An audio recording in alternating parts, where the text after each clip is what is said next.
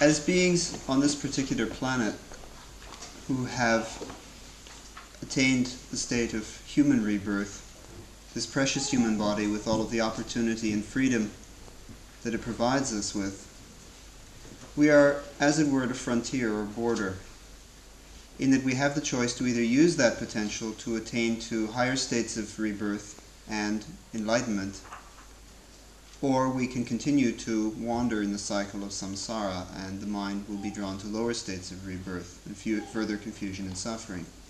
We're on that pivotal point, or that borderline right now, between up and down.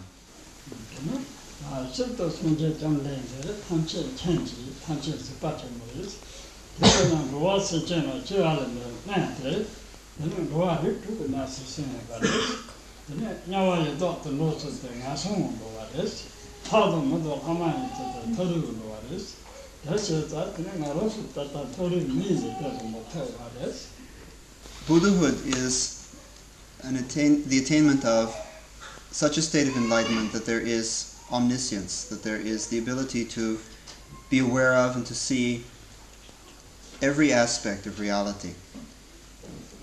And so when the Buddha Shakyamuni described the different realms of existence in the cycle of rebirth, the Buddha was speaking from this state of omniscience in describing 6 basic realms of samsaric existence. 3 of these are lower states: the hells, the preta realms, or that of tormented spirits, and the animal realm. And the other 3 are relatively superior states of rebirth: the human birth and the realm of gods and demigods. Therefore, as human beings, we are enjoying a superior state of rebirth, by and large quite a favorable and superior state when compared to the others.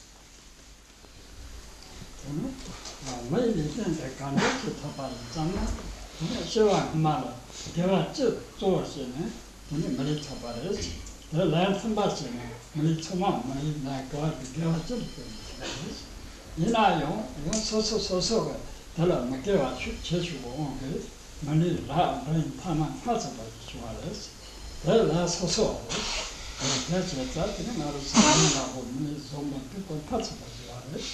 What kind of circumstances bring about the human rebirth? In general, we could say that on a collective level or general level, we all share a certain virtuous karma, positive karma, which is established and reinforced through the 10 kinds of virtuous activity. That in previous lifetimes this was the case, which brings us all to this particular realm as human beings. Now that is our collective karma, the karma that we share in general.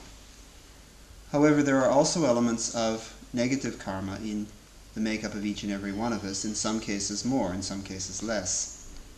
So that we can say that while we are all generally speaking human beings, and that there are many human beings in this realm, there are many different qualities of human beings, and many different ways in which human beings experience the human realm. Some of them far more favorable and positive than others. And the difference between these positive and negative states of a really fortunate human existence or a really inferior or unfortunate state of human existence all depends upon this positive and negative karmic makeup.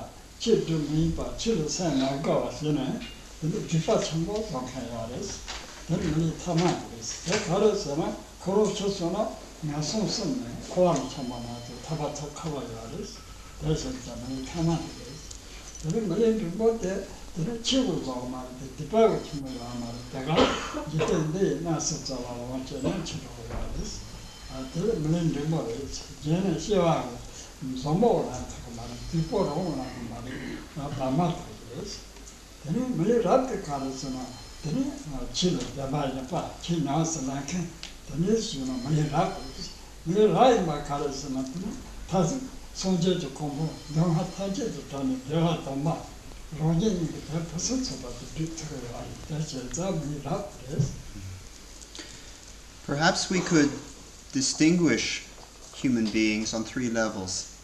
The most excellent kind of human existence, a mediocre kind or intermediate kind, and an inferior kind. Now this classification would be from the point of view of how much use that person is making of the human potential. There are many people who are, quite frankly, evil. They have no interest in spiritual teachings, such as the teachings of Dharma. Not only do they have no interest, sometimes they are out and out opposed to these things. They hate these kind of teachings. And their life is spent in very evil kinds of activity, which is harmful to themselves and harmful to others. Now the reason that that is an inferior kind of human birth is because all the opportunity is being wasted. The only future, the only destiny for the mind of that kind of individual is some very low state of future rebirth, in great suffering and great confusion. The mind will continue to wander in the cycle of samsara, the cycle of rebirth. There's no escape for that kind of mind, as long as that kind of activity goes on. Which means that from the point of view of spiritual development, the human existence has been wasted. It's an inferior way to live as a human being. Now, the vast majority of people live in a very mediocre way, which means that while they have this potential for attaining enlightenment in being human, they make no use of it. They're not particularly bad people, but they're not particularly good people either. They don't do anything that's really worthwhile one way or the other. And their life just passes in a mediocre way. And the result, not surprising, is mediocre. The rebirth that the mind takes is not a particularly good one, it's not a particularly bad one. Nothing can be said about it on any level at all. It's neither good nor bad, it's just mediocre, nothing has happened. Now on the other hand, there are people who realize the potential of the human birth and understand that in being human, one could, if one wanted, attain to complete enlightenment. One could achieve that enlightenment not only for oneself, but for the benefit of all beings. These are the kind of people who are motivated to spiritual teachings, such as the teachings of Dharma, who are motivated to the practice of those teachings, and they are really making the most excellent use of their human potential. That's what we mean when we say a really excellent or a really precious human birth. Someone who is aware of that potential and is making use of it.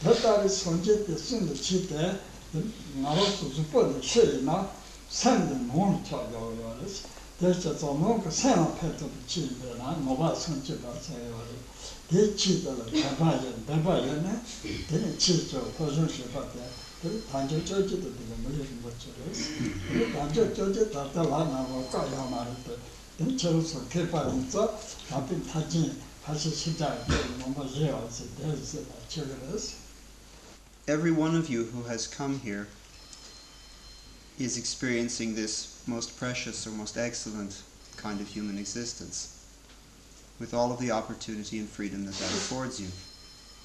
This is something which is evident simply by your faith in or interest in something like the teachings of Buddha Dharma. What does it mean to be a Buddhist, to be someone who follows the teachings of Lord Buddha? What the Lord Buddha attained to and what Buddhahood signifies is the complete elimination from the mind of all of the ignorance, of all of the confusion, of all of the emotional conflict, of all of the negativity, everything that is obscuring the true nature of mind. And with the elimination of all of that, the true nature of mind can simply express itself without any limitation, without any hindering factor. And this is basically what Buddhahood is, what the goal of Buddhism is. This elimination and unfolding. Elimination of the negative and the hindering and the limiting factors in the mind, and the unfolding of what is inherently there. The incredible potential, the incredible qualities of mind. That is what the Buddha attained to, and that is what a Buddhist is striving to attain. These teachings of Buddhism are referred to by the Tibetans as the inner teachings, because we could think of our psychophysical makeup as having an outer level of the physical body and the physical world that we relate to, and an inner level, which is the mind itself. And the teachings of Buddhism focus principally on the mind within, and the discovery of that nature of that mind. Therefore, in following the teachings of Lord Buddha, one is following these inner teachings. And this is why the Tibetans refer to them in this way, the Buddhist teachings which deal on the inward level, or the inner level.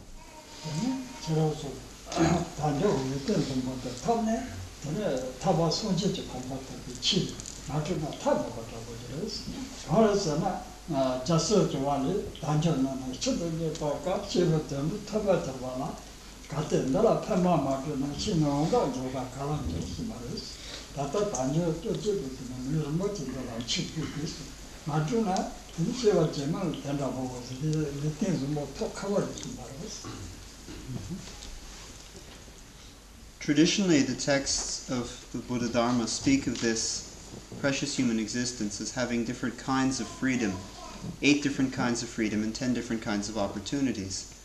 It would take a rather long time at this point to go into all of these. Suffice it to say that because all of you are educated people, you can go to the texts themselves and study this in more depth. One standard work which deals with this is the Jewel Ornament of Liberation by Gampopa, which has been translated into English and no doubt into other Western languages as well. And anyone who wants to study more about the actual qualities that make up the precious human existence should look to these texts. The important point is that in having attained to this state of rebirth, one should make use of it. One needs to practice some spiritual discipline that can really help one to fulfill the human potential. And it is that practice of Dharma, then, that can only take place within the context of the precious human birth. That is most significant. That is what one really must pay attention to and one really must do. Because it's just as the Buddhist master of India, Shantideva, said in one of his texts, when he said, having once obtained this opportunity, which is so difficult to come by, if one does not make use of it in the moment, does not make use of it while this opportunity exists, how can one ever hope to have that kind of opportunity in the future? The fact is that while we have now attained to this state of precious human existence, we cannot be guaranteed that this will always be the case in future states of rebirth. In fact, it will be something very rare. And if we don't make use of this opportunity that we have now, we may never get another chance. It may be that rare.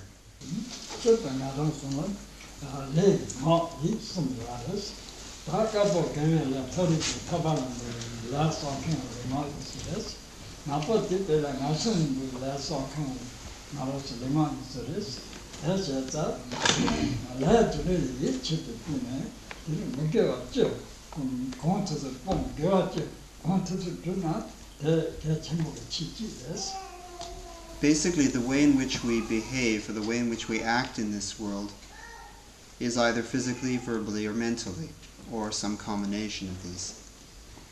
Whether we are talking about negative actions and negative karmic tendencies being reinforced, or whether we're talking about positive actions and positive karmic tendencies, we're speaking about physical, verbal, and mental actions which reinforce those positive or negative tendencies. Now, one really important part of one's practice is a conviction in the karmic process, a real belief in the fact that there is this causality between one's actions and one's experience. The actions that one commits as the cause, leading to states of experience as the result. Once one has that kind of conviction, one has a basis for making a moral choice in one's life between what constitutes a good action, a correct action, and what constitutes a negative or harmful action. Then one has a basis to work from, so that is quite important. Understanding the karmic process gives one that key to choosing one's course of action.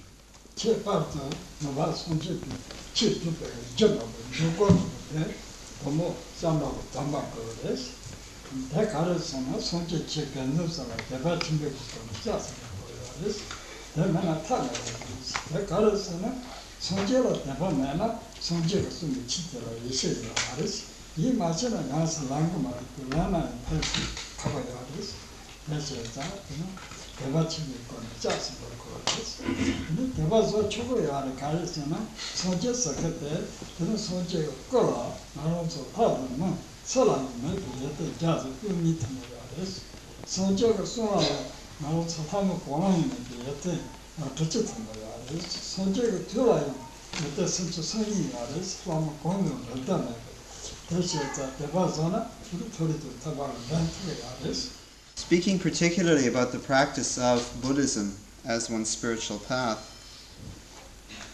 the first step in this practice is the taking of the vow of refuge, and one continues to take refuge from that point on as the foundation for one's path. It really goes without saying that this is absolutely essential, because the essence of the vow of refuge is one's faith and confidence in the three jewels, in Buddha, Dharma, and Sangha. If one has no faith in the Buddha as a teacher, or Buddhahood as a spiritual goal in the first place, one is not going to have any confidence in the teachings that such a Buddha gave. And without that kind of faith and confidence in those teachings, without that trust, one is not going to try to practice them. And even if one does, one's not going to get very far. It's not going to benefit one very much at all. So it goes without saying that one has that faith and confidence, that trust in the three jewels as that source of blessing and benefit for one. That is what is known as the vow of refuge. However, it's entirely appropriate to have faith in Buddha, for example. One certainly couldn't hope for anything more exalted to put one's faith in, one's confidence in. to consider the different aspects of enlightenment, of enlightened being, Buddhahood, is to understand that, for example, even on the physical level, the physical form of a completely enlightened being is marked by 112 different marks of perfection, major and minor, which distinguish it from an ordinary human form or even the form of a god. The speech of a fully enlightened being is endowed with 60 qualities, which make it a vehicle for absolutely perfect spiritual communication. And the mind of such a being is endowed with 32 different qualities and aspects which distinguish it from an ordinary unenlightened being's consciousness. It is in this wealth of qualities and this wealth of potential that one puts one's faith when one says one takes refuge in Buddha.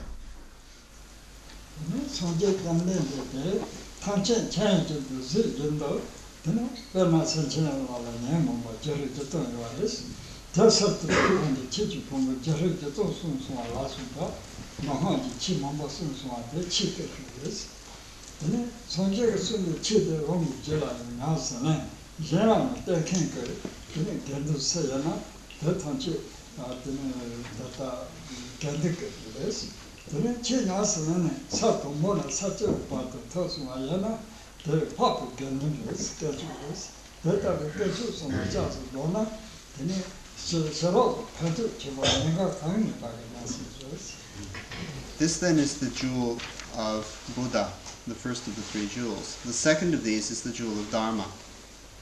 And this refers to the wealth of teachings that the Buddha Shakyamuni gave from this state of omniscience and awareness of the emotional confusion of the beings that he was teaching. And in order to benefit the beings who were experiencing this incredibly complex state of confusion, the Buddha gave a very complex and very vast and profound system of teachings. Traditionally, the texts refer to 84,000 collections of teachings, which were a response to the 84,000 states of emotional confusion that unenlightened beings can suffer from. It is this path of the teachings to eliminate that confusion and attain enlightenment that is the jewel of the Dharma. And so, when one takes refuge in the Dharma, one is taking refuge in that second jewel of the teachings. The third jewel is that of the Sangha, which has 2 aspects. There is an ordinary aspect of ordinary human individuals who practice the teachings and experience at least some of the truth of the teachings for themselves, and in turn act as guides and advisors for others. This is one aspect of the Sangha. The other aspect is a more exalted aspect and refers to those beings who, through their practice, attain to very high levels of realization, from the 1st to the 10th level of Bodhisattva realization, 1st to 10th Bhumi. These beings collectively are referred to as the noble or exalted Sangha. And so in taking refuge in the Buddha, Dharma, and Sangha, one is taking refuge in these spiritual principles, which is something, which is an act that opens one to a great deal of benefit, while at the same time it poses no danger or stricture at all, no difficulty at all for the person who is taking refuge.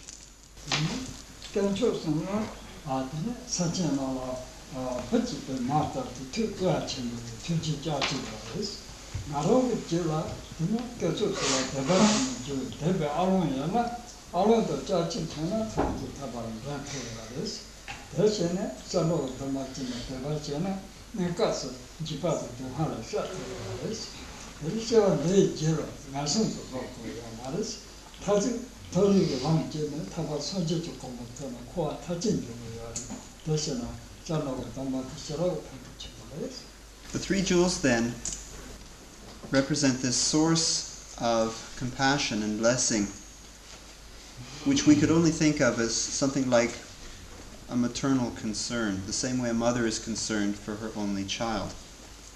But this source of blessing and compassion extends to all beings. It is not something selective. It is simply there to be experienced. We could compare it to a hook. And all that is necessary is the opening of faith and trust in the mind of the practitioner, which is like a ring, and then the connection is made. Without that opening, without that trust, then that connection cannot be made. And so, in taking the vow of refuge and in continuing to take refuge with this attitude of faith and trust, one is making that connection. One is opening oneself to that source of blessing and benefit, which is not something that is only felt in the short term with regard to the suffering and pain and problems that one encounters in this life.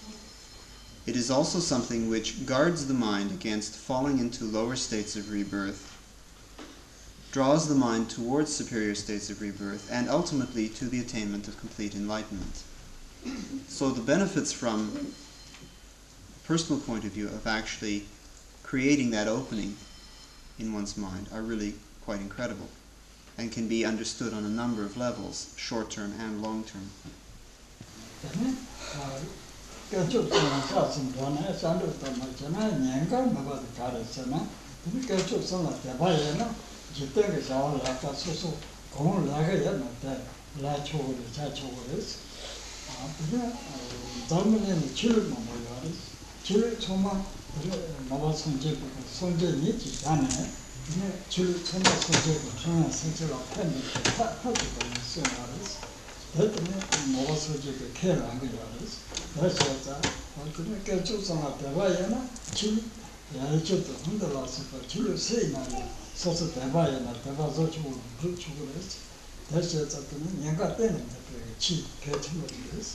Another aspect of taking refuge in the Three Jewels with this attitude of faith and trust is the fact that this poses no difficulty or stricture or danger to the person at all.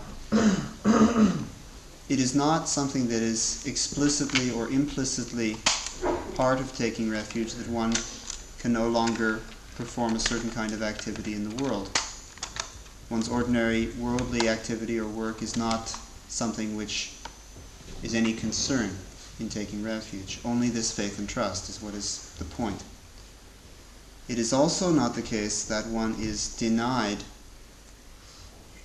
access to other spiritual traditions or that one is expected to reject them. There are many traditions of spiritual teachings in this world, many religions. The Buddha said that all of these could be considered the activity of enlightened being, of Buddhahood, expressing itself in different circumstances for different purposes in order to meet different needs. This is something which Buddhists accept, that all religions are valid in their own context, and that there is no requirement in taking refuge to therefore deny the truth of other spiritual teachings and to say only this is right, all the rest are wrong, and to have nothing to do with them. That is not the case at all. If one has taken refuge, it is still perfectly appropriate to have faith in another religious system and even to practice another religious system, understanding that there is this identity of purpose between one religion and another.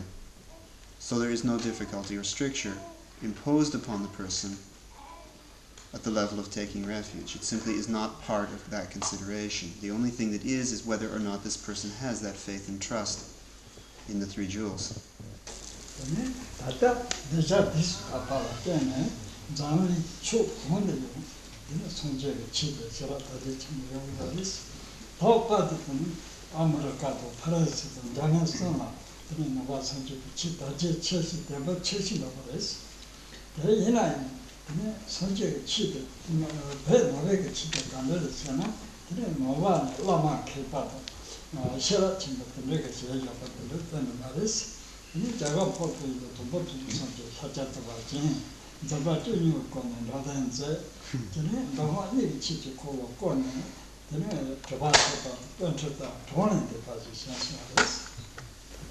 The particular circumstances in the world at present have caused a great spread of the Buddha Dharma in countries that were traditionally not Buddhist. And we see this actually happening all over the world today.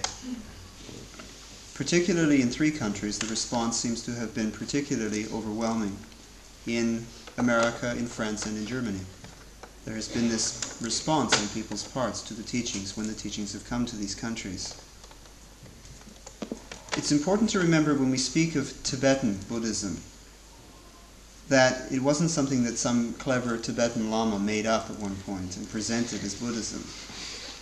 What we're speaking about is the authentic tradition of teachings that date back to the Lord Buddha Shakyamuni in India, who appeared among human beings as the fully enlightened Nirmanakaya and spent his entire life working for the benefit of beings, presenting this vast system of teachings, both sutra and tantra traditions, in order to liberate beings from that confusion. And it is that authentic mainstream transmission of Buddhism as it first appeared in India that was received and maintained by the Tibetan people.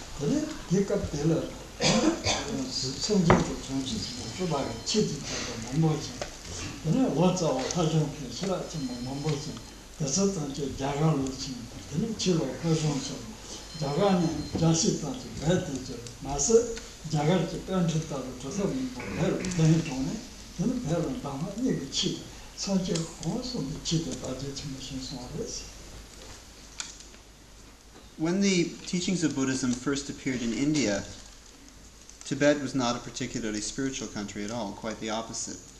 It was a very barbaric country. Barbaric in the sense that the people were very little progressed above the level of animals.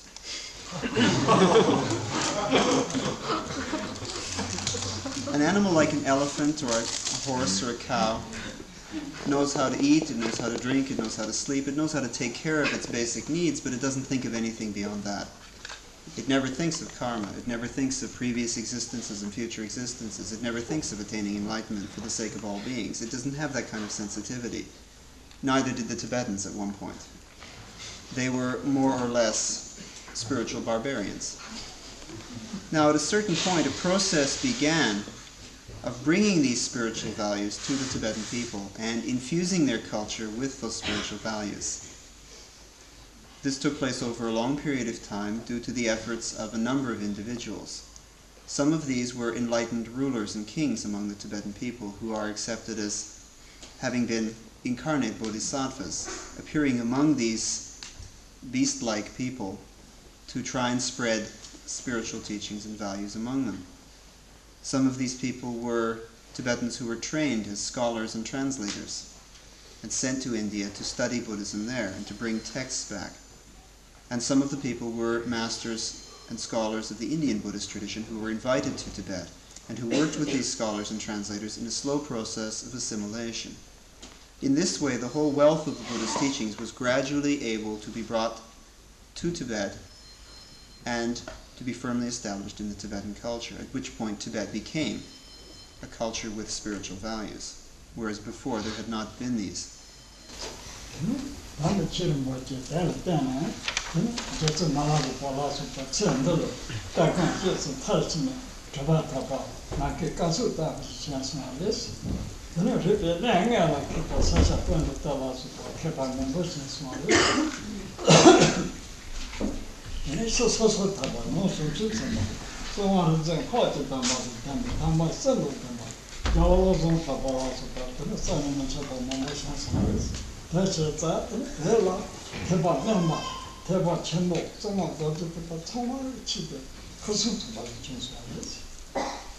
Due to these teachings coming to Tibet, individuals such as Milarepa were able to attain to complete enlightenment in a single lifetime. Milarepa was not alone in being the only one. The number of people who attained to significant states of realization and enlightenment through these teachings are truly uncountable. People also became very learned and scholarly in the various secular and spiritual sciences of the Buddhist tradition, figures such as Sakya Pandita and others. And there were teachers such as the great Tsongkhapa, Losang Drapa, people who embodied the ideal of spiritual practice from the point of view of the three yanas, Hinayana, Mahayana, and Vajrayana. where the Hinayana element is the discipline and control in one's personal lifestyle and one's outward actions. The Mahayana element is the inner level of motivation and altruistic concern. And the secret level of one's experience is the experience generated through tantric practice. And so in this way, the entire wealth of the Buddha's teachings was able to establish itself in the land of the Tibetan people to provide this wealth, this abundance of spiritual teachings that people could draw upon. People such as Naropa, such as Sakyapandita, such as the great Tsongkhapa.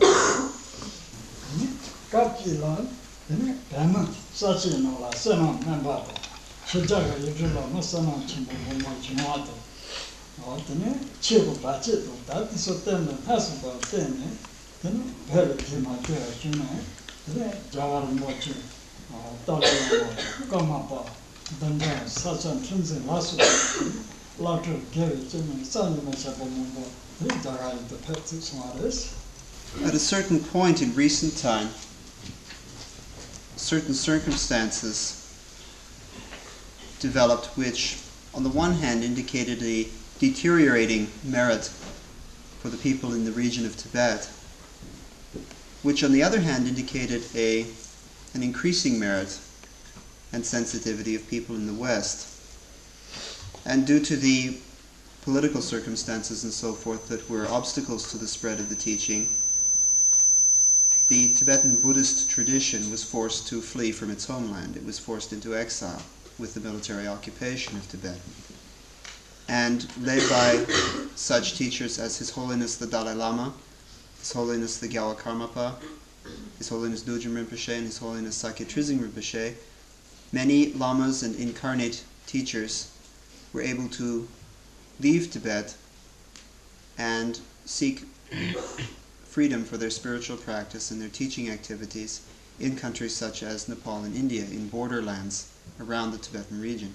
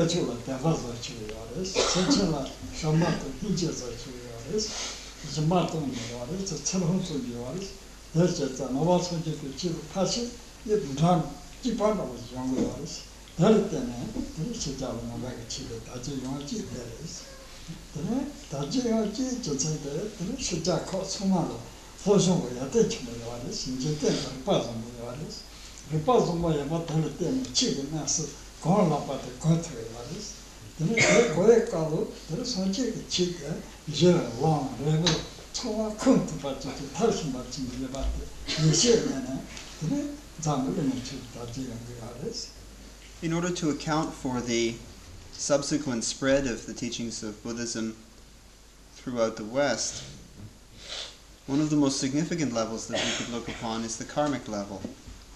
To understand that not only is there for the time being in the West, a general collective merit which results from virtuous karmic tendencies from previous lifetimes, but there is obviously some kind of karmic connection with the Buddha Dharma as well, which is manifesting again in this life, and people are coming into contact again with this connection, with the three jewels.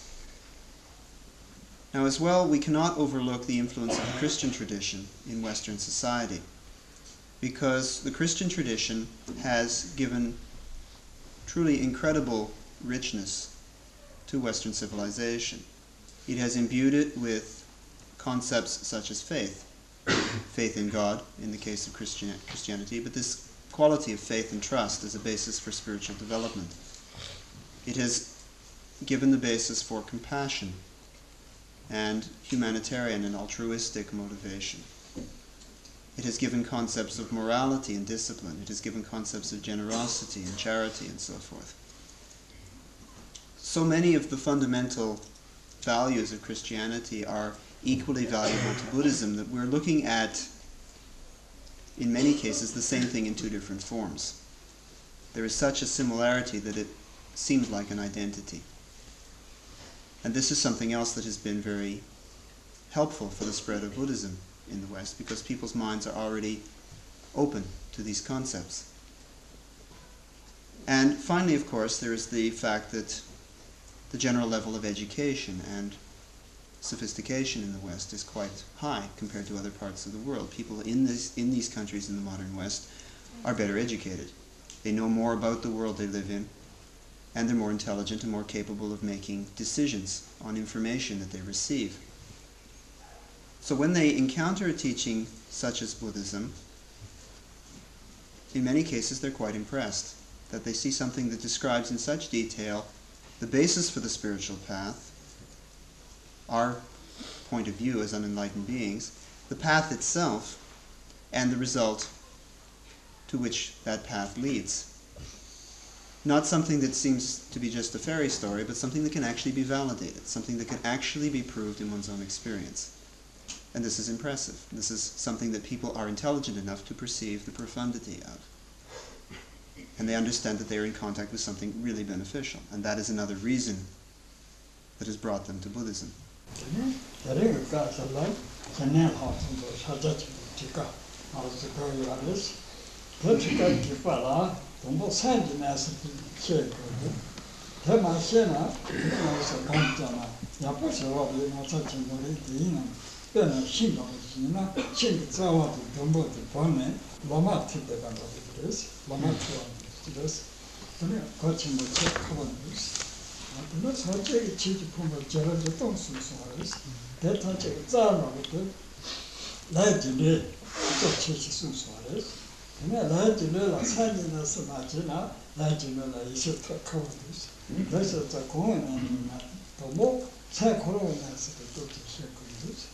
During this time that we're here at the center,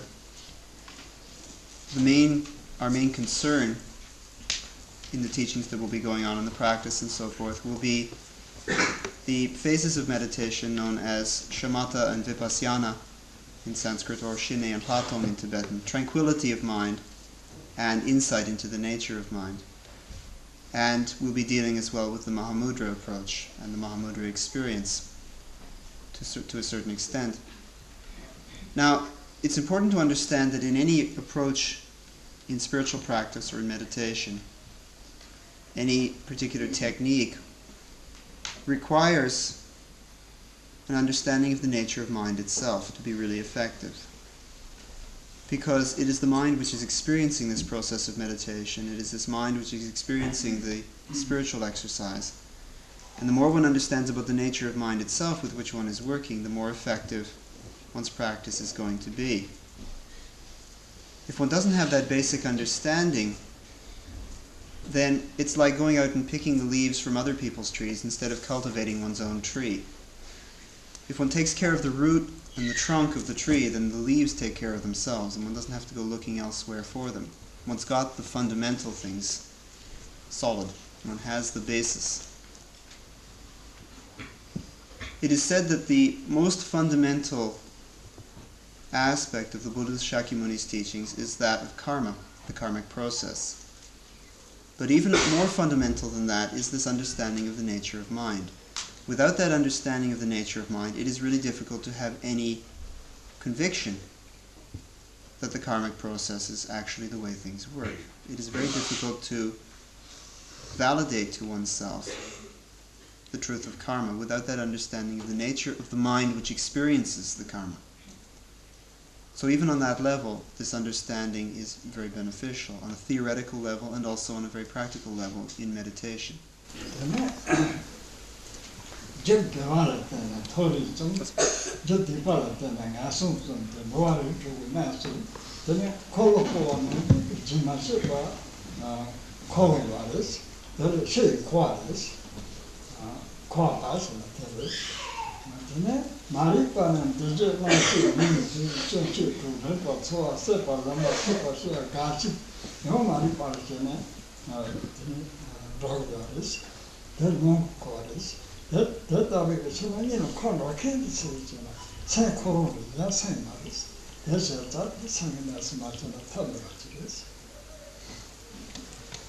When we are speaking of the concept of samsara, the cycle of rebirth, the cycle of conditioned existence, we can interpret this term on several levels. There is an outer or general sense to the word samsara, which refers to this cycle of rebirth involving the various states of higher and lower rebirth, which result from positive and negative actions and positive and negative karma, and the continual process of the mind taking rebirth in one or the other of these six in a continual cycle without end. Now that's the outer aspect of samsara. There is also an inner aspect which is described in terms of 12 links, which are termed the 12 nidanas. The 12 links of interdependent causality, beginning with fundamental ignorance in the mind, which leads to karmic formations, which develops into the dualism of self and other, which develops into a sensory structure of the mind experiencing various phenomena in various ways through the senses, which of course results in contact between the mind and the perceived object, which results in a sensation, which results in an attraction or a grasping at that sensation. And the grasping results in a kind of will on the part of the mind to become, to take birth, which results in the physical birth process as a mind in a physical body, which of course entails the aging process, the dying process, and death itself, which brings the mind back to square one, back to the fundamental ignorance, which was the source of the process in the first place. So either one is looking at samsara on an outer level, or one's looking at it on this inner level of lifetime to lifetime. But in any case, one's looking at these closed circuits of conditioned existence or unenlightened existence. But the point is that regardless of the level you're talking about, it is the mind that is experiencing all of these. And so it would seem to be quite worthwhile learning something about the nature of that mind that's doing all that experiencing, that is experiencing all those different levels of samsara.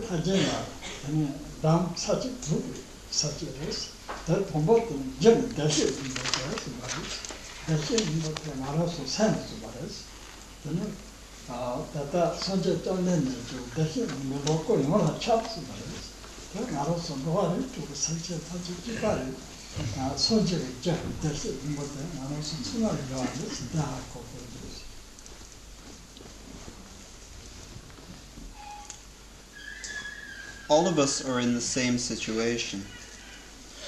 We have this thing that we experience that we call our mind.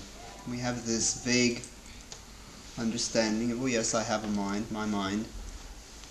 But we've never really looked to see what that mind is or is not, to really understand the nature of that mind and to directly experience the nature of that mind that we're all so familiar with. As long as one doesn't have that kind of understanding, then one runs into all kinds of problems. This is where the trouble starts, that lack of direct experience. Even in the case of meditation practice, if one's practicing meditation without that basic understanding, then one's meditation is going to be very limited in its ability to benefit one. It's like someone who's sitting in a room that's very cold and they decide they want to warm things up, so they go outside and build a fire. Well, that's fine if you're outside, but it's not going to help inside the room. You're not looking in the right place. You're not doing the right thing in the situation. Someone who doesn't have that inner realization when they're working in meditation is busy looking somewhere else for what in fact is inherent in the nature of their minds. In this text which Gampopa wrote, which has been translated into English as the Jewel Ornament of Liberation, there are 6 major headings that divide the book in the table of contents. The first of these describes what is called Tathagata Garbha, the Buddha nature, the nature of mind itself as the causal factor, the potential for enlightenment. In another place, in another sutra rather, the Buddha said at one point, this Tathagata Garbha, this Buddha nature, pervades each and every living thing. It is the fundamental nature of mind itself. And it is that with which one is working in meditation. It is that which is experiencing any of the states of experience that we go through. And an understanding of that Tathagata Garbha, that nature of mind itself, will be extremely helpful in any situation, whether it's formal meditation practice or any ordinary activity or experience.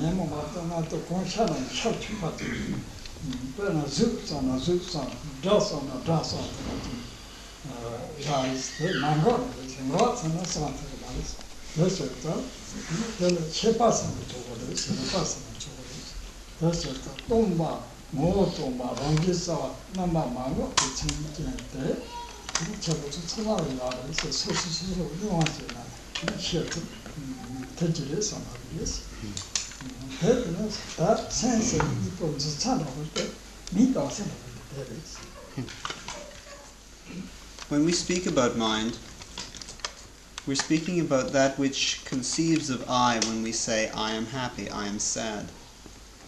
We're speaking about that which experiences the happiness or the sadness, which experiences any thought or emotion or sensation that arises at all. We're not looking anywhere other than there for mind. But what exactly are we describing when we speak about mind itself rather than its contents, the particular thought or the particular emotion? What about the mind itself that is thinking that thought? Then we are talking about something that is essentially empty or intangible. It has no limiting characteristics at all that we can use to describe it. It has no form, it has no color, it has no shape or size or location at all. Mind itself does not behave according to those properties. And to give this a name, we say that it is essentially empty. This is the particular terminology we use. But we can't stop there and simply say mind is empty like space, because there's obviously something more going on. Mind exhibits a kind of clarity or luminosity. Not the luminosity that we think of when we think of the sunlight or moonlight or the light from an electric bulb or from a candle. Not a visual sense of luminosity. Mind is luminous or clear in the sense that it has the potential to experience anything. The fact that any thought or emotion or experience could arise in the mind and can arise in the mind is its luminosity, its luminous nature. And that isn't enough yet. We haven't completely described the nature of mind as accurately as we are able to with the limitations of language. We need to also understand that mind not only can manifest, but does manifest. It actually does manifest as awareness. Call it cognition, call it intelligence, call it awareness. There is this unobstructed or dynamic quality of mind that is its manifestation. So, when we're discussing the nature of mind itself, we speak of its essential emptiness, of its luminous nature, and of its unimpeded dynamic manifestation as awareness. And then we put that all together and put the label mind on it as a convenient term. But that's the level of our experience that we're talking about when we say mind itself, or the nature of mind.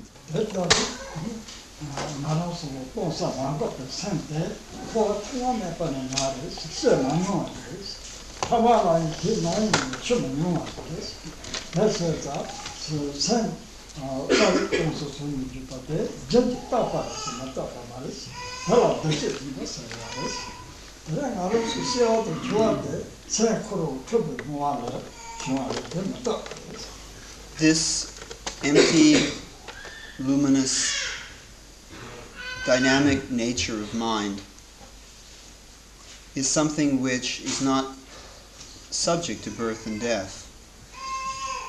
On that level, we're not talking about something that came into being at one point and is going to die at some other point in the future. It always has been the case that there has been this nature of mind. It always will be the case that there will be this nature of mind. In that sense of the word, we can say that mind is eternal and not impermanent. It is permanent in the sense that it has nothing to do with birth and death or change. It just does not behave according to those properties. So, with that definition of the term eternal, we could say that there is something eternal, the nature of mind. The impermanence that we experience, birth and death and change, is a superficial layer of projected appearance in the mind itself. This is not the level of the nature of mind, but of the illusory appearances and projections that the mind experiences on a more superficial level. That is where the impermanence and instability takes place.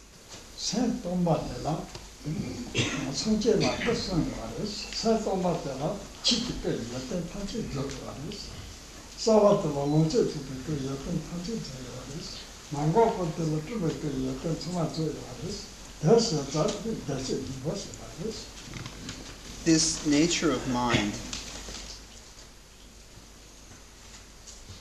this empty, clear, and unimpeded state of awareness, is what is termed Tathagata Garbha, Buddha nature, the potential for enlightenment.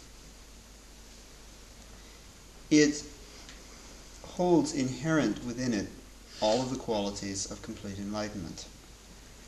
We often hear Buddhahood, complete enlightenment, described from the point of view of what are called the three kayas, or the three bodies, Dharmakaya, Sambhogakaya, and Nirmanakaya. An absolute formless level of experience, a level of pure form, and a level of impermanent physical form, physical manifestation. The essential emptiness of mind, its intangibility, is the source for all of the incredible potential and inherent qualities of the Dharmakaya. The luminous nature of mind holds the key for all of the qualities of the Sambhogakaya. And the dynamic and unobstructed awareness, which is the manifestation of mind, holds all of the wealth of the Nirmanakaya level. So in the nature of mind itself, all of the qualities and aspects of total enlightenment are inherently present as part of the nature of mind.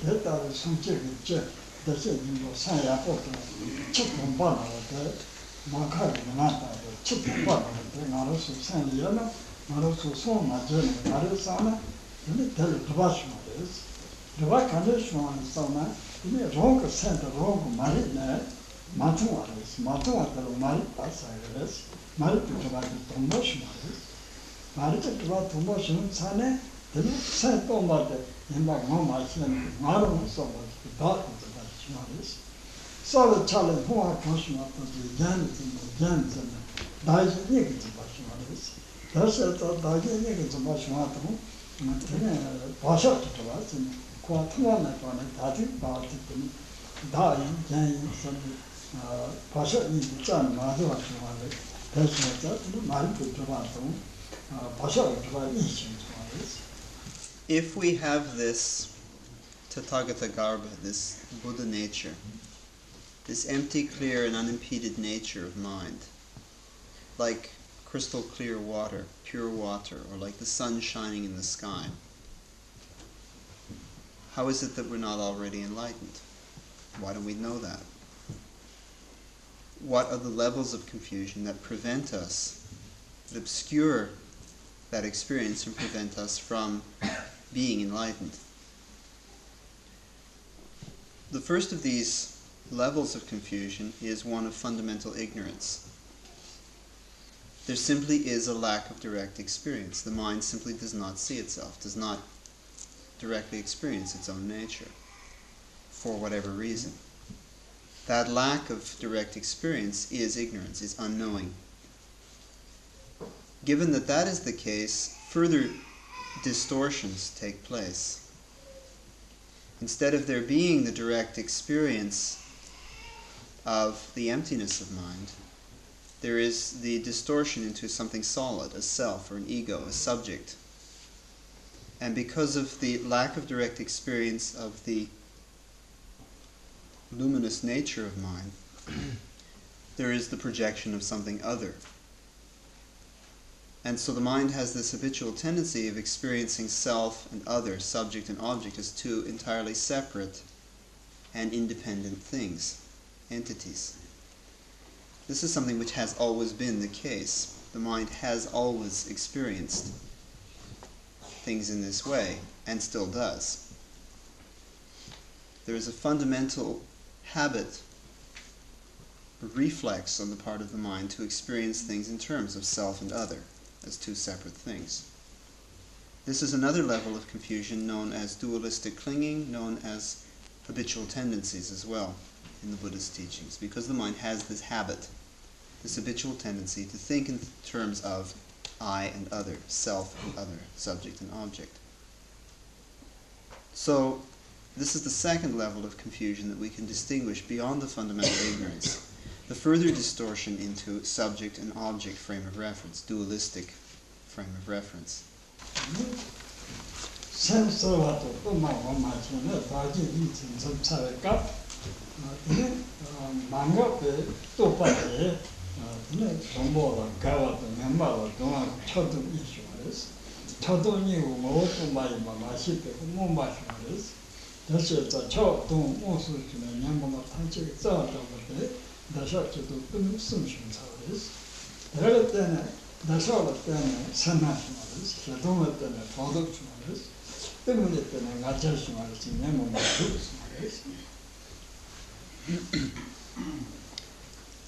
Once one already has this situation where the emptiness of mind is experienced instead as a self, as some solid subject, and the luminosity of mind is experienced as something other. Once one already has that dualistic framework, then the dynamic quality of mind, its unimpeded manifestation as awareness, expresses itself as emotional reactions on the part of the subject towards the object. This may be a pleasant experience of attraction or desire for something which is perceived as tempting or as attractive. It may be an experience of aversion or repulsion if something is seen as threatening or disgusting. And there is always a quality of stupidity or dullness as well, because the mind simply is not aware of what is really taking place. The mind is treating everything as though it actually were very real, subject, object, emotion, and failing to see that this is a fundamental distortion of what is really taking place. This empty, clear, and unimpeded nature of mind itself. So these are the primary emotions that we could distinguish: attraction, aversion, and stupidity.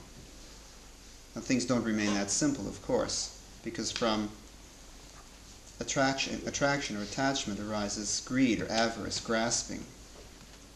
From aversion arises paranoia and jealousy. And from stupidity arises pride and arrogance. So where we have 3 primary emotions, immediately there can be 6 primary or radical emotions, which can develop into even more states of complexity.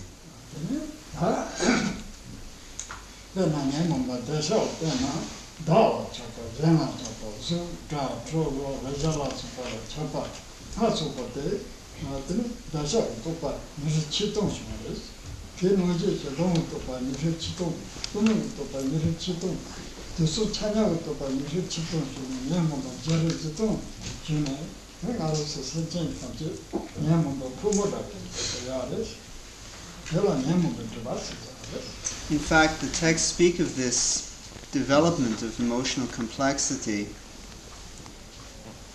as, or by considering, for example, that the single pattern or syndrome of attachment can take many forms. Attachment to oneself, attachment to something else or someone else, attachment to a form, to a sound, to a smell, to a taste, to a texture. There are many different ways in which that attachment or attraction can express itself. The traditional texts speak of 21,000 kinds of attachment alone, 21,000 kinds of aversion, 21,000 aspects of stupidity, and 21,000 situations in which all 3 of these are working together in some way. There are combinations. So the figure that is arrived at is of 84,000 states of emotional confusion, which means that as unenlightened beings we are one big heap of emotional confusion. And this whole level of emotional confusion is the 3rd level of obscuration in the mind, that of emotional conflict, which clouds or obscures that direct experience of the nature of mind itself.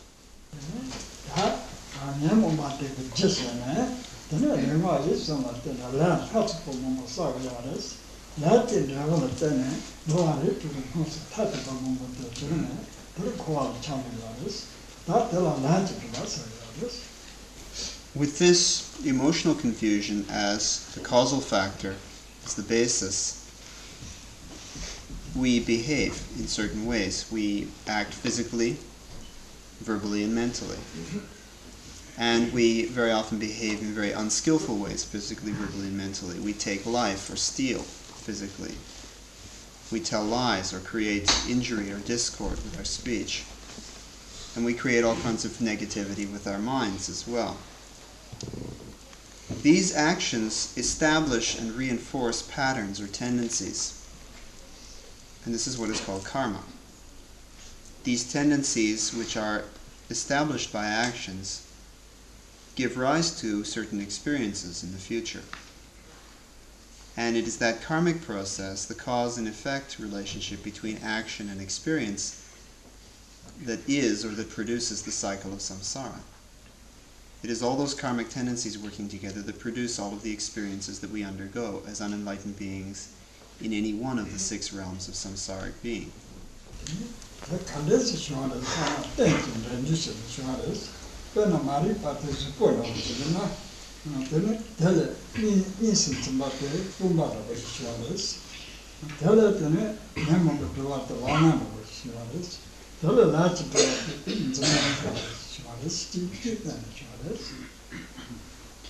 To try and understand how these different levels of confusion fit together, to try to understand how one is based on the other, we could perhaps take the example of the physical body. Suppose our torso was fundamental ignorance, and the upper arm could correspond to the 2nd level of dualistic clinging, the forearm to the level of emotional confusion, and the wrist and the hand and the fingers to the various karmic tendencies which are established because of that emotional confusion. The point of this example is that each level depends upon the other for its existence. The fact that there is one means that there is the other, supported by that other one.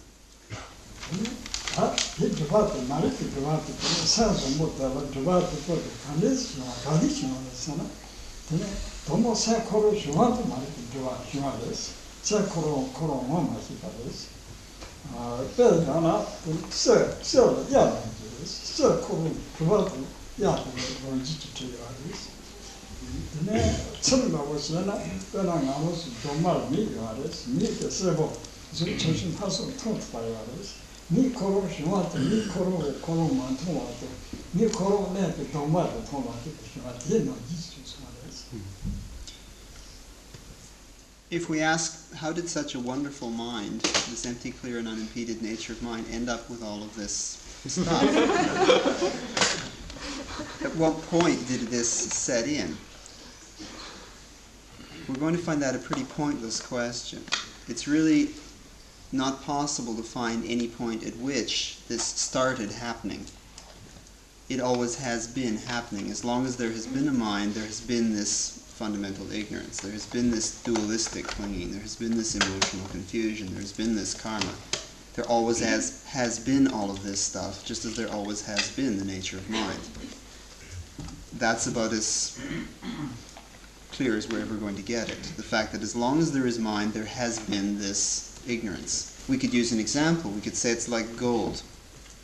As soon as you have pure gold, you have tarnish forming on the surface of the gold. It's just part of the chemical makeup of gold. That the surface of it is tarnishing immediately. The fact that there is gold means that it starts to tarnish, it starts to oxidize. Or we could think of it in a more concrete way. We could think of it by considering the case of a sense organ like the eye.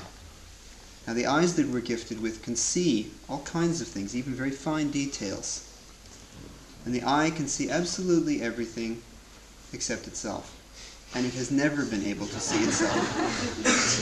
And is never going to be able to see itself in its present condition. The eye just does not work that way. From our point of view right now, our mind just doesn't work that way. It just does not see itself and never has seen itself. That is the situation we find ourselves in.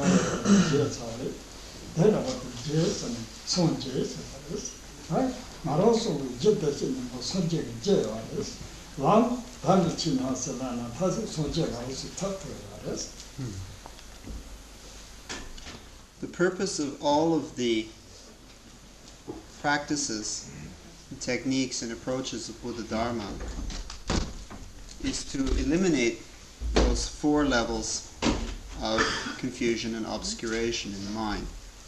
Fundamental ignorance, dualistic clinging, emotional confusion, and karma. With the understanding that once these four have been eliminated, the nature of mind is simply free to express itself, and the incredible potential which is inherent to mind itself will simply manifest at that point. If you clear away the clouds from the sky, the sun shines brilliantly. There's nothing in the way anymore, and it can simply express its inherent potential, its inherent quality of warmth and light without any hindrance, without any obstacle. When we speak in describing the path to enlightenment, we speak of the five paths, as a matter of fact. The path of accumulation, of application, of vision, of meditation, and of ultimate attainment. Or we speak of the 10 bodhisattva levels, what are called the 10 bhumis in Sanskrit, the 10 levels of bodhisattva realization. Now the basis for these rough rule of thumb divisions of the path into the 5 paths, into the 10 levels, and so forth, is because as much of those 4 levels of obscuration as have been removed, that much of the incredible potential of mind is free to express itself. And so there's a kind of a balance being tipped here. Balance being, well, as much of the obscurations and negativity, confusion, ignorance, and so forth in the mind as is eliminated, that much the potential of the mind is free to express itself. So there is a one-to-one correspondence here. And it's on that basis that there are distinctions made of first level, second level, third level, and so forth. There is just a slight tipping of the scale.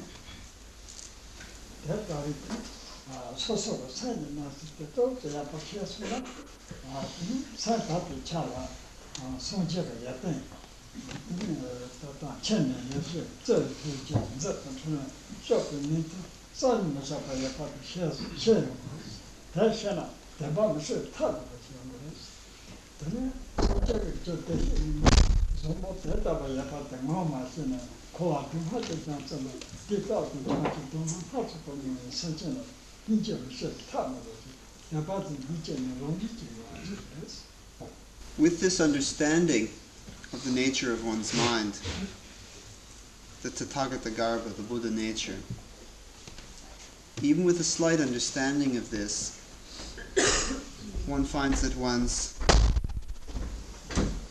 faith and confidence on the one hand, one's trust in the qualities of Buddhahood, of enlightened mind, increases because one realizes these are inherent in the nature of mind itself, one's own mind for that matter.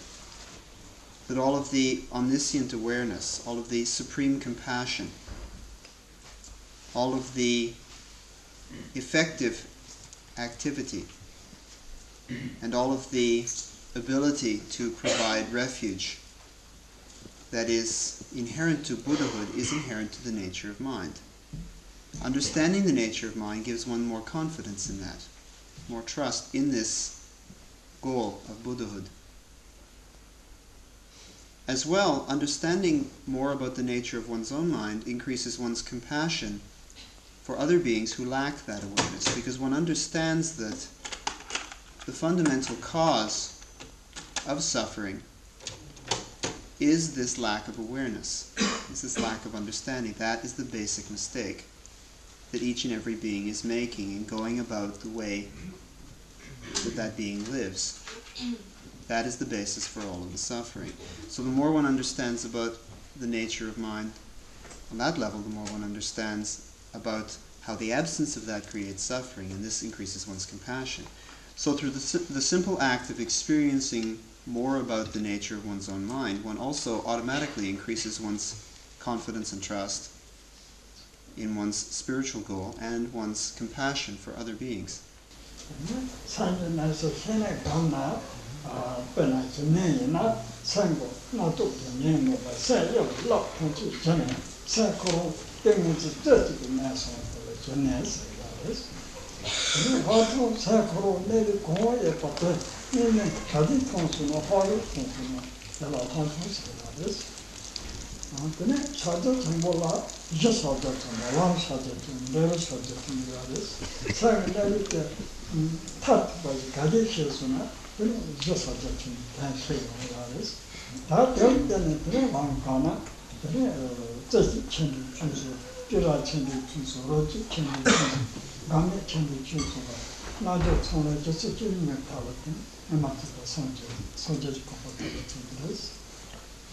If one approaches meditation with this basic understanding of Tathagata Garbha, of the nature of mind, the Buddha nature, then one's meditation becomes more effective. The first phase of meditation is what is termed shine in Tibetan, or shamatha in Sanskrit. The term in Tibetan, shine, means tranquility and stability. First and foremost, then, the mind is able to eliminate distracting influence of thoughts and emotions so that it can rest in any given state of awareness at will. So that having been calmed, having been pacified, the mind having been freed of this disturbing influence of thoughts and emotions, this distracting influence, it is able to simply rest or to focus. That is the first stage. The second stage is what is termed Platong in Tibetan, which means deeper insight, which is termed Vipassana in Sanskrit. It means that not only is there this calmness and stability of mind, but the mind actually begins to see more deeply into its own nature. This ultimately leads, or ideally ultimately leads, to the state of experience known as Mahamudra, the supreme state of experience possible. Now, the Mahamudra approach is divided into 3 stages as well. The first of these is ground, or foundation. The second of these is path, or process. And the third of these is fruit, or result. The ground aspect of Mahamudra, the foundation, is attained when the practitioner has this first significant experience of the nature of mind on an ongoing level. Just a glimpse, but it is something that is not forgotten. It is a significant element of one's experience from that point on. Now, one maintains that experience and refines it on what is termed the path or process of Mahamudra, which is again divided, in this case, into 4 major levels with 3 subdivisions each, making a total of 12 levels of experience. These 4 levels are termed in Tibetan Tsechik, which means one-pointedness, focusing; Trudal, which means simplicity; Rochik, which means literally one flavor or one taste, because the experience is the blending of subject and object, so that there's not a difference. And the 4th level is called Gome, which means without meditation or beyond meditation. Each of these 4 levels has 3 levels of intensity. There is an initial inferior level, an intermediate level, and a very intense level of the experience, after which one proceeds to the next level of experience. So this is the traditional description of how the path of Mahamudra unfolds for the practitioner, leading ultimately to the result, the fruit or result of Mahamudra, which is complete enlightenment, this ultimate experience. This is something which is entirely possible for any of us to attain to, because we have the nature of mind itself as the working basis. We have the potential for enlightenment already. All that we are doing in the practice of shamatha, of vipassana, and of Mahamudra is actualizing that potential.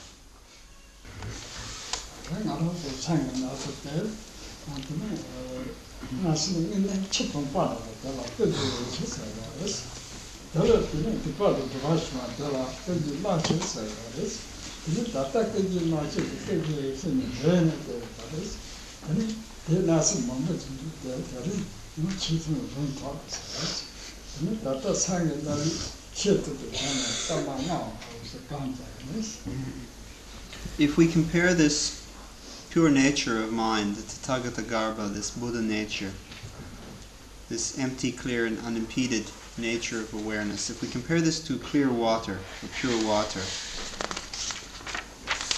then the levels of confusion that we were discussing, fundamental ignorance and dualistic clinging and emotional confusion and karma, all of these are like mud that has been thrown into the water and is polluting it at the moment, clouding that transparent clarity or purity of the water so that it cannot be seen directly at the moment. What we're experiencing then is a mixture of purity and impurity, of the fundamental nature of mind and all of these overlays of confusion. This is a fairly complex subject, this whole idea of purity and impurity, and how this mixture works, how we now experience. Rather than spending any more time on it tonight, since the teaching has already gone on quite some time, perhaps we could spend the last 5 minutes or so together in silent meditation with this idea of discovering the nature of mind itself, rather than using any particular technique, of simply allowing the mind to experience its own true nature.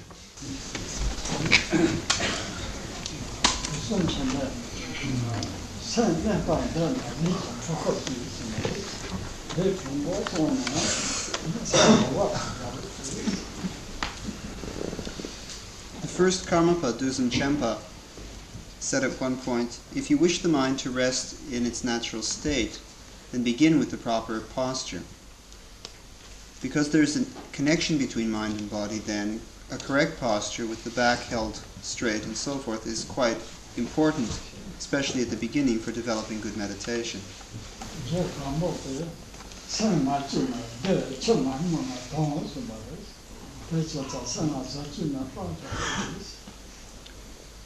Just as Gampopa said, if the mind is not artificial or contrived, it is blissful. Just as if water is not agitated and clouded, it is crystal clear. So at this point, simply let the mind rest in this state of natural relaxation without any contrivance at all.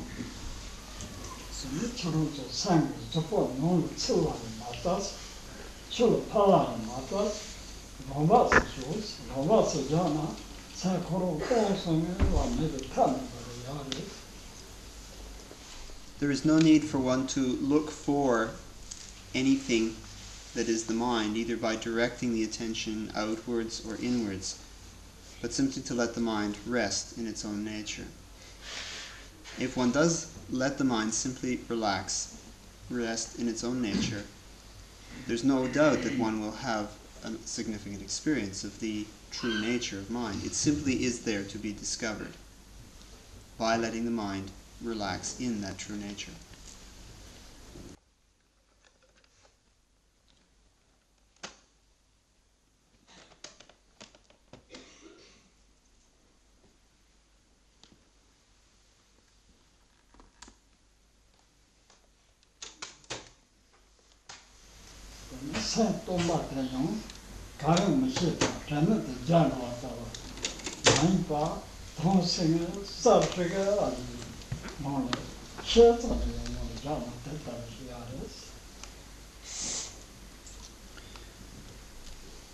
The mind at this point should not be dull or clouded or obscured as though the spark of awareness had disappeared.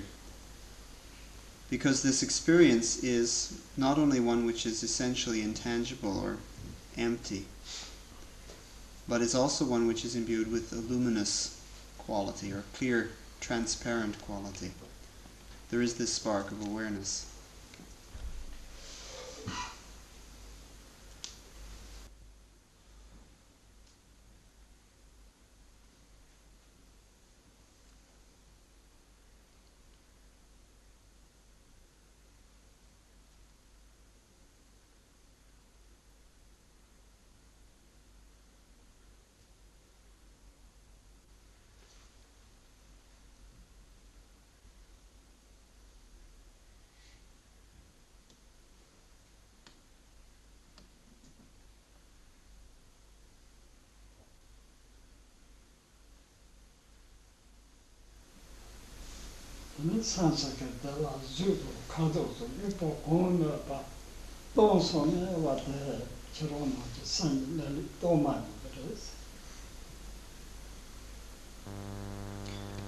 The fact that this experience is one of an intangible nature, that one does not find in looking for the mind any kind of color or shape or form or size or anything tangible that can be described as mind itself. This is what is meant by saying the mind is essentially empty.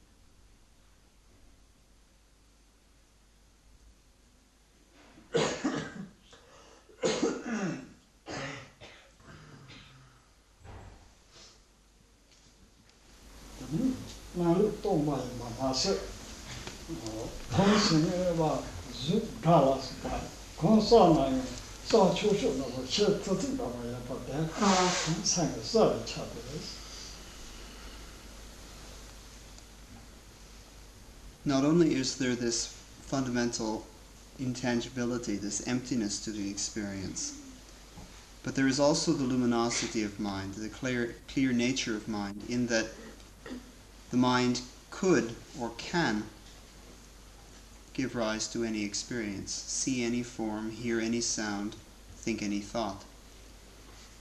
The fact that this is the case, that there can be this experience, this potential, is the luminous clarity of the mind.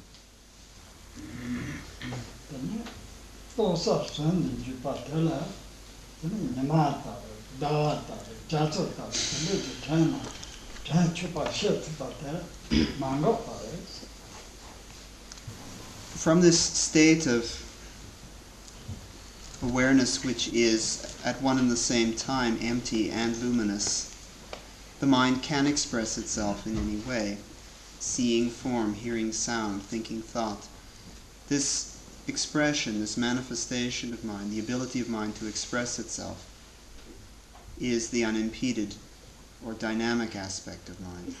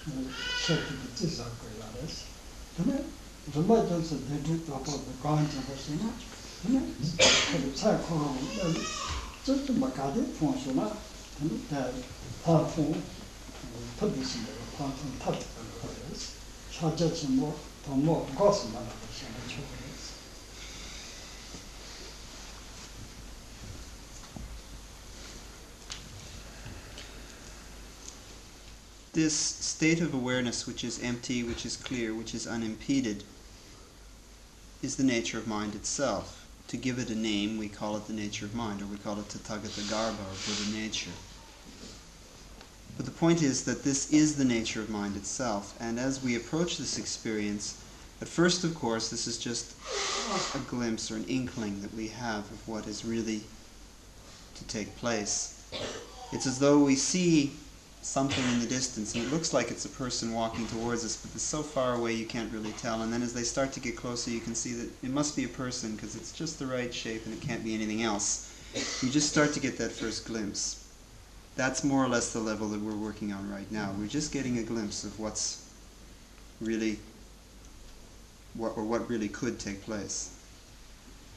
As one develops one's meditation, and as one purifies oneself of the obscurations and the negativity that blocks this direct experience, then one can actually recognize, just as one can see the person coming towards one and say, it's so-and-so, I know who that is. At that point, one's really seen the nature of mind. That's where latong or vipassana comes in the true sense of the word. That is real insight into the nature of mind. And then we can start talking about Mahamudra. Then we're more or less, we've put our first foot on the path of Mahamudra.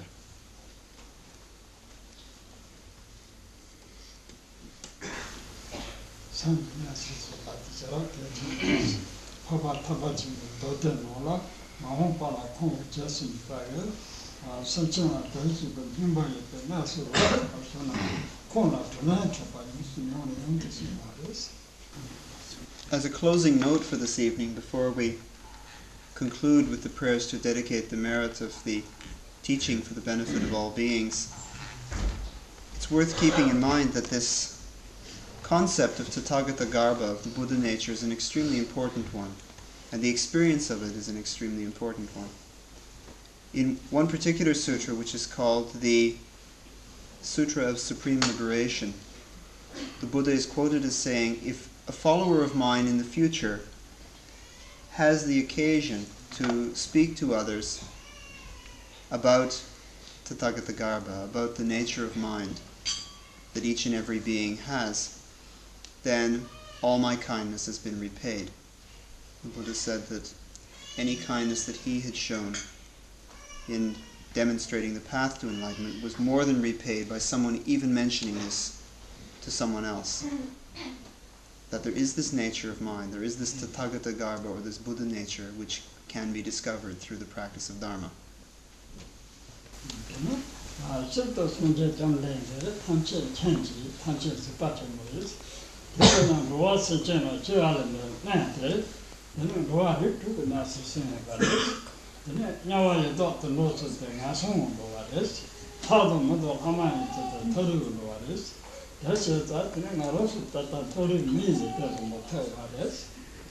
Buddhahood is the attainment of such a state of enlightenment that there is omniscience, that there is the ability to be aware of and to see every aspect of reality.